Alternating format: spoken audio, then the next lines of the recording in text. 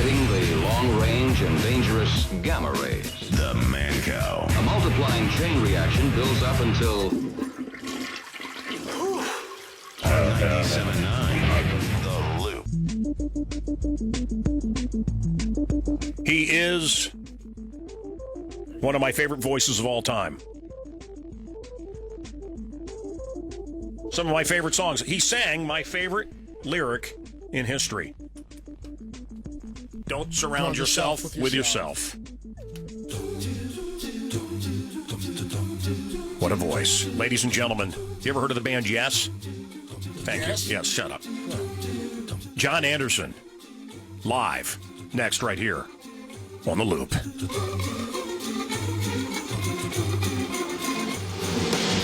One down, one to go to another town. Bask in the glory of Mancow, and ye shall be rewarded with eternal life or a t-shirt. Your choice.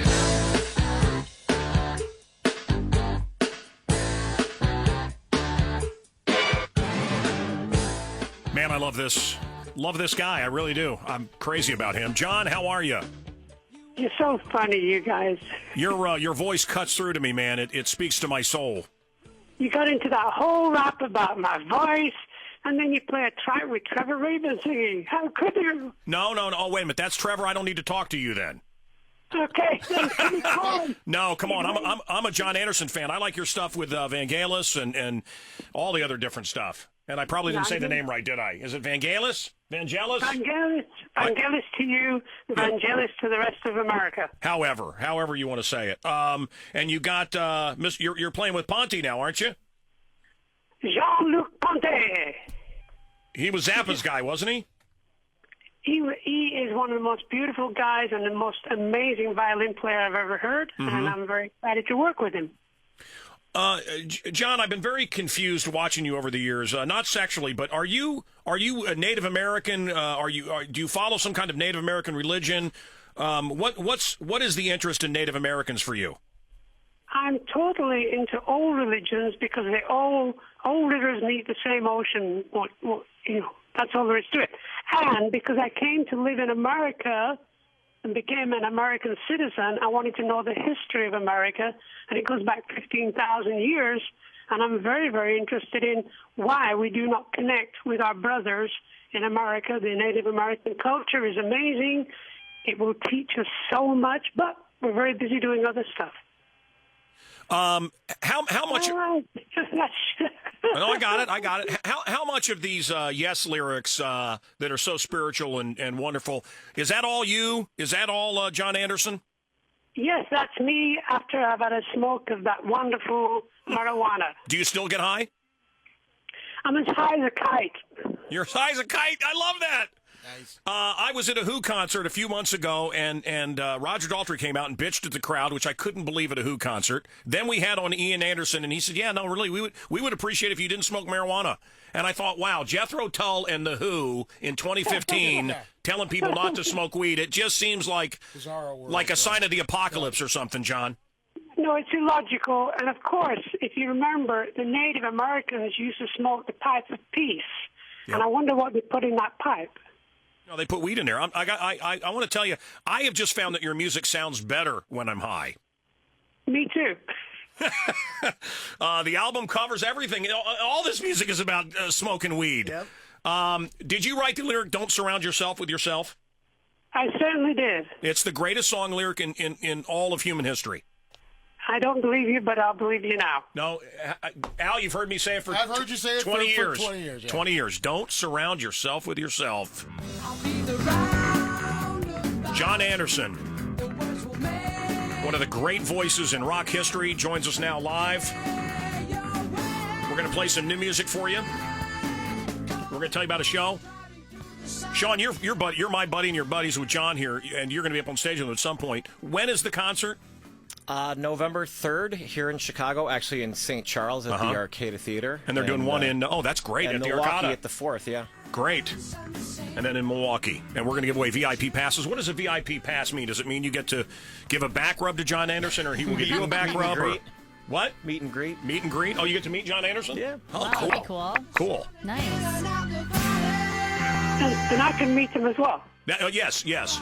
It was so funny. I was backstage at the lead singer of Bad Company. Paul Rogers. I was backstage at Paul Rogers, okay? Okay. And there's nobody there. Yeah. There's no. John, you have to hear this. It's me and Paul Rogers. There's nobody else there and a manager. And I have a guitar signed by everybody except for him. And can I get my guitar signed? Oh, and the manager jumps between us. No. We do that after the show. I'm just standing there talking to the guy. There's nobody else there. No. Right. Paul only signs after the show. So It's called rock and roll. yeah, just sign my. And I'm like, oh, I won't be here. Believe me, I'm not going to last till the end of a Paul Rogers show. But 9 deep cuts. John, John, you were in here with the band, yes, years ago, and have a great thing that you guys signed. Any thoughts on the great Chris Squire passing away? I love Chris very much. I was very fortunate to connect with him a month ago before he got really sick, and then he got sick, and we connected again. And, just generally speaking, he was one of the most wonderful guys in my life. Without him, I wouldn't be doing what I do. And we both agreed that we had an amazing adventure together. And to be honest, he was and is one of the greatest bass players ever. He's so melodic and just a crazy, crazy rock and roll guy. Yeah. Were you a fan of the owner of A Lonely Heart in that whole era, or was it too hit oriented, too poppy for you? No, I loved it. I was a big fan of the production. I loved the production, and I got involved after they'd done a lot of the production anyway. I was living in the south of France. I was working on a project with Marc Chagall, the great painter. Sure. And I came back to London and met with Chris. He played me the tracks, and I said, this is amazing stuff. And he said, well, we need your voice and you to come up with some lyrics and stuff. And I said, well, count me in. And that's what I did, basically.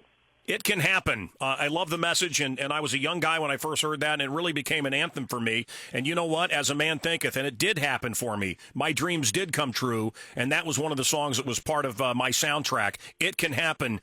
Do you want to say anything about that to the people listening? Anything can happen. I can actually be speaking to Mancow in Chicago. I can't believe I'm doing this. 6:30 in the morning. I should be asleep in bed. But anything can happen. If you think it, you can do it. Yes, it can happen to you. It can happen to me. It can happen to everybody eventually. There you go. That was a Chris Squire lyric, by the way. Love it. I don't care. It's still a great lyric. It's a great lyric. Yeah. No, I'm just saying. Yeah. Everything's going to happen eventually.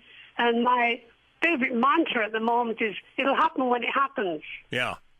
Now, what about that Alan White from the band? Would you like to punch him in the face?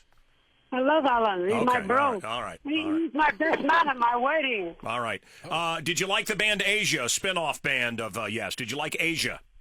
They're pretty cool, very commercial. Not bad. Do you like the continent of Asia? Okay.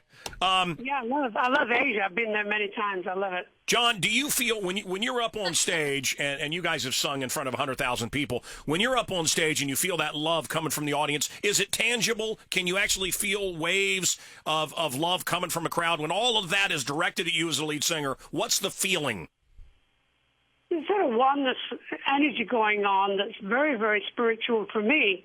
And when the music is right and everything's flowing correctly, it is a oneness feeling with everybody in the auditorium or in the club or in the whatever you are. It's beautiful. Music is a powerful thing. Yeah. I have 2 9-year-old daughters. What one song do you think would epitomize the band Yes and your time with them? What one song would you have me play? Awaken. Awaken. Awaken. What's he saying? Awaken. I just said awaken. Yeah. And he corrected me. Wake up. I love the song Leave It. I was with Alan White, and we were at Abbey Road Studio, and he told me all about the recording of it. And I don't know if I've told you the story, John. I said, that must have taken months or certainly weeks. He goes, no, we did it in a couple hours. Yeah, just an afternoon, actually. When you're that talented. That's crazy. I said, how is it possible? It's such a masterpiece. We just stood there and sang. Yep. They mixed a couple hours, and it's an absolute masterpiece. It is an absolute masterpiece. Love his solo stuff.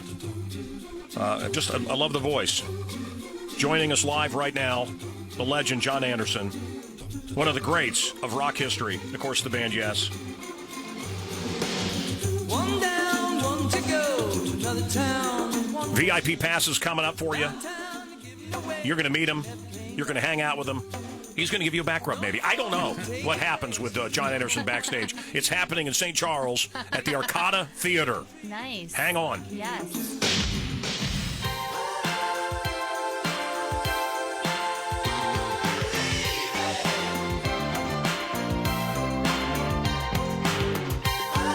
I want to play the new owner. You have a new version you brought us, Sean? Yeah. Tell me about this, John.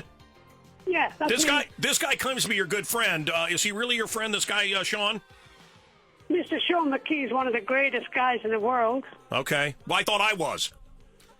Well, you're Thank you, Brother just John. To the right side of him. Okay. Hi, All right. Sean, Actually, how you I am to his right now. So he yeah. There you go. I I can see you on TV. Thank you. What do you guys want to say about this new version of Owner of a Lonely Heart? I want to play it. I want to have the world debut it right now. What do you want to say about it? Well, actually, I had nothing to do with this Okay, good. I don't want to talk to you then. Why are you even in here? Get him out of here. Security. Some other things we can talk about. Security. John, tell me about it. Well, it's a great song. People know it, and we were just jamming away with the band. Jean-Luc's band is some of the best musicians I've ever worked with, and we were just jamming it one afternoon, and we said, well, why don't we put it in the show? And within an hour, they knew it inside out. And that's what we do in the show. We throw things around, we play things, try things out, and it worked out great. Move yourself. You always live your life, never thinking about the future. Prove yourself. That's Jon Anderson on the loop. Take your chances, win or loser. Be yourself. Your every move you make, you and that's the only way. Shake yourself. Your every move you make. So the story goes. Owner of a lonely heart. Owner of a lonely heart. Much better than owner of a broken heart. Owner of a lonely heart. Say you don't want to chance it. You've been hurt so before. Watch it now. The eagle in the sky. How we dancing on a lonely. You lose yourself.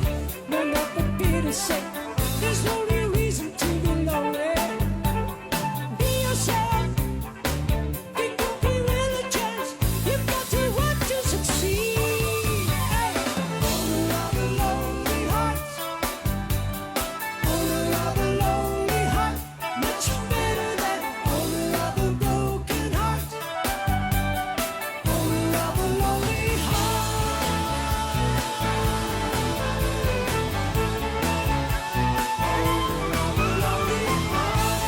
Full phones, we continue here. I want to talk to John. He's doing some soundtrack work tonight, McCartney. And coming up, if I can, I want to host this concert with the voice of Yes, Jon Anderson. And you guys are working on some soundtrack music. We are. We're doing a couple of projects. We're working on a concept album.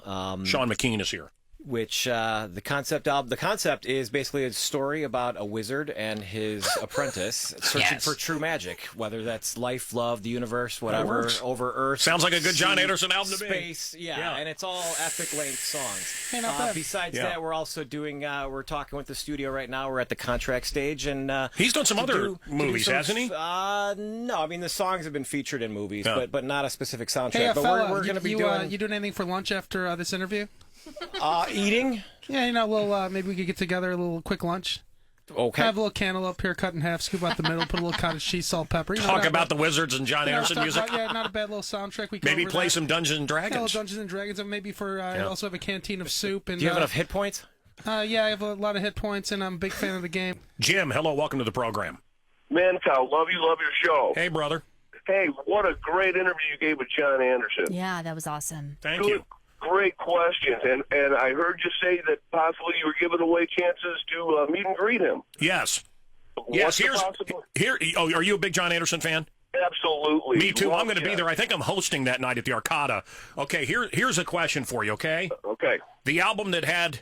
Are you listening? You're the Yes. expert. No, I'm talking to people in the studio. Are you listening? I'm listening. Okay, here we go. There was a number on the album that had Owner of a Lonely Heart. What was the number? Me? Yes. 90120. It's not Close. No. that's No. I think No. we should give it to. What? I think we should give it to him. He's No, close. he didn't get close. He's a history man, you guys. That's the problem with America. Reward the loser.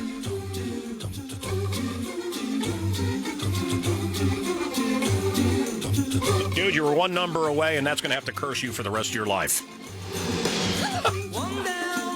I guarantee if anyone ever asks you that again, you'll get it. That's the greatest answer I've ever heard. What? Hey, I heard you might be giving away some tickets. No, I am giving away tickets. Unfortunately, not to you. I'm sorry. I thought it was a very easy question. It was their biggest album. Maybe he was nervous. He Okay. called me Yeah, and- well.